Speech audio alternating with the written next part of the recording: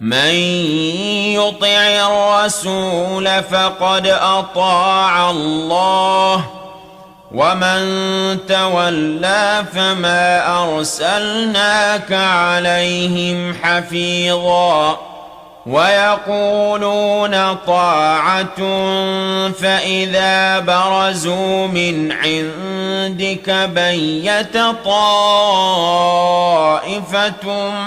منهم غير الذي تقول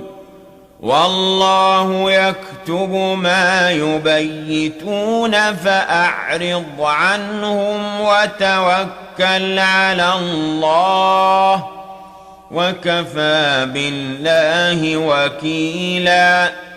أفلا يتدبرون القرآن ولو كان من عند غير الله لوجدوا فيه اختلافا كثيرا وإذا جاءهم أمر من الأمن أو الخوف أذاعوا به ولو ردوه إلى الرسول وإلى أولي الأمر منهم لعلمه الذين يستنبطونه منهم ولولا فضل الله عليكم ورحمته لاتبعتم الشيطان إلا قليلاً